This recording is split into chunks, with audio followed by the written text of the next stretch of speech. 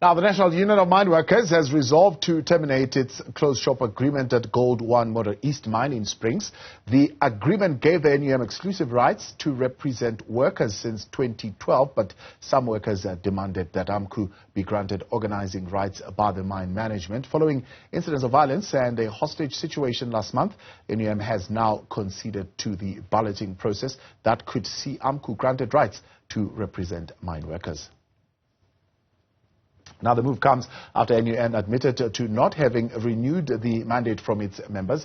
Joining us now to clarify the situation at the Ekurhuleni mine is the acting PWV Regional Secretary, Mlulameli Mweli. I beg your pardon. Mlulameli, good to have you. Thank you very much for your time. Good evening, Thabo, and good evening to the viewers at home.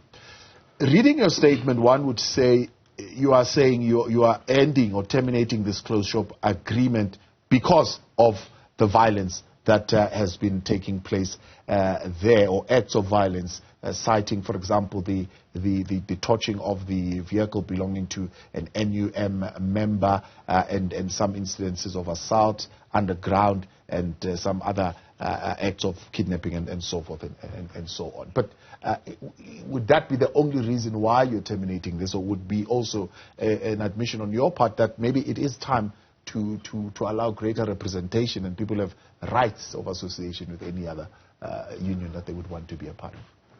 Thank you, Thabo. It is the reason why we decided to terminate the agreement. Look, we can't watch our people being killed, their cars being torched, their houses being torched. People are always in the run because of this thing of balloting. Look, for us, we've said it earlier that balloting was never a problem, but we wanted the proper processes to be followed. Yes. Why have you not done the balloting in 3 years? Look, the law requires you to do that. Yes, the law requires us to do that. Look, Thabo, the balloting, you can only do the balloting when there are petitions, just like now. You can't just go for balloting when there is no one contesting or disputing it. Now, we are going to terminate the agreement, and it's not like we're surrendering. It's just that we are being considerate of what is happening out there. We can't have our members losing jobs in our washing, being killed, 2,000 members losing jobs in our presence, and we claim that we are a responsible leadership. So you are saying that because nobody gave you a petition, you assumed, you were going on assumption that a majority of those employees were still okay with being members of NUM, even though you have not really renewed your mandate with them? Look, all the members there are members of NUM. Even the AMCU leadership confirmed it in one of their sister channels. No, I spoke to Joseph Matuja. He also confirmed it. Yes. Yeah, it's first they are AMCU members. Those are but there are members. those who wish to, NUM members, but there are those who wish to be AMCU members. No, look, Thabo, in South Africa, this is a democratical country. Everyone has his or her own rights of joining his union, the union of his choice or her choice. Mm. So obviously there are those people that are interested in joining AMCU. However, what we cannot agree to is when people are being threatened by someone who wants to join AMCU. If people want to join AMCU, they must do that voluntarily. So, is this a fresh kind of decision that you have made? Because I think AMCU is also hearing it in the news that you have decided to terminate this closed shop agreement. Look, this is what we decided yesterday. Okay. But we have today consulted with our legal department to can check as to what will be the implications in case we are terminating. So we sat down and we advised, we feel that this is the right way to end all this. However, we know that the culture of AMCU AMCU is always doing things arrogantly, so running away from doing things legally. It may happen that this doesn't end, because even though we're terminating, there is a, there is a period, 30 days period, meaning having signed this today and terminated today, it will mean they will have to wait for the 14th of December so that they can be free. Now, for now, it's still, it's still the process of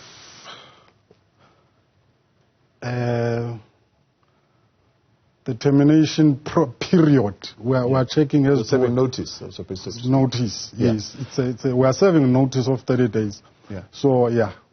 But does this issue of a closed shop agreement not form part of the court case that you're currently busy with AMCU? The closed shop agreement forms part of the court case. Yeah. The purpose of the court case, AMCU wants to fast-track the process of balloting. However, when you go for the process of balloting, you must abide by the sections that are within the agreement itself, by the act itself, because you must wait for a certain period for you to go for balloting, just like we did with the termination. Then, after you have waited for us we have given a notice, there will also be 90 days before you can go for balloting. Now, AMCU wants to do things today, and it's impossible. So, how does this then affect the court process? I mean, because these are the issues that are being discussed at that particular court case. Look, it doesn't affect the case at all. We still want to prove to AMCU and the management that the petition is invalid. Yeah. Because, for an example, the petition on its own is not the authentic one. Because if it was to be authentic, at least there must be a private, some institution that will run the petition. For an example, CCMA. Then we don't know where it was done, and we have gone through the list today.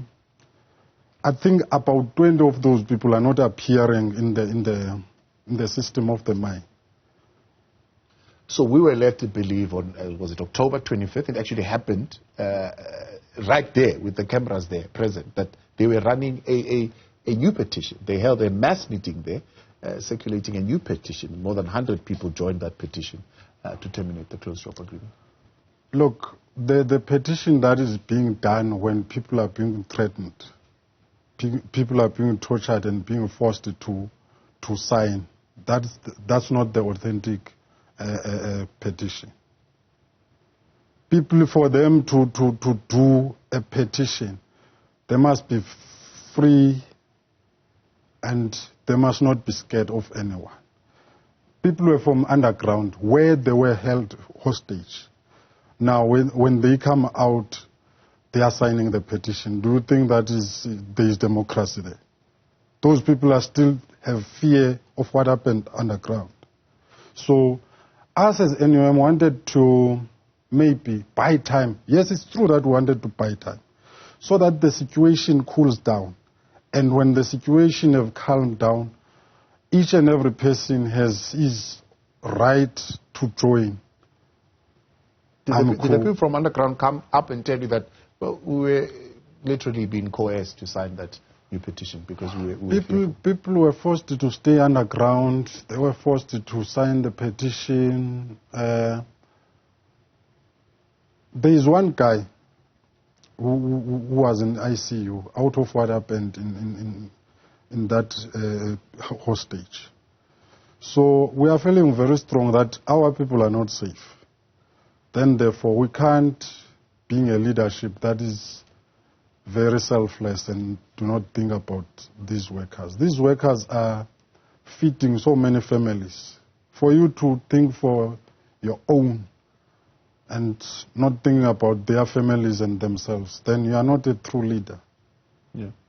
So you're serving notice now. What is your expectation? Because I note in your statement you're saying, as you're putting it now, you don't think that that petition is authentic. So what is your expectation around what needs to happen as far as a new petition that needs to be put in place? Look, our legal department is going to court on Thursday to defend this petition, to defend against this petition, and we want CCMA to come and run the petition.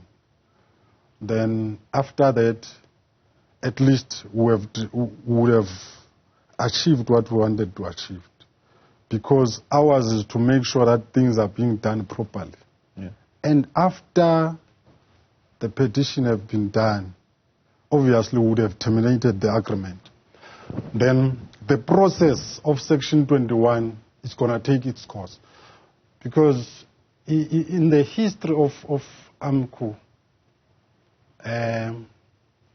they are not happy with what we call Section 21 verification. That's not what they want.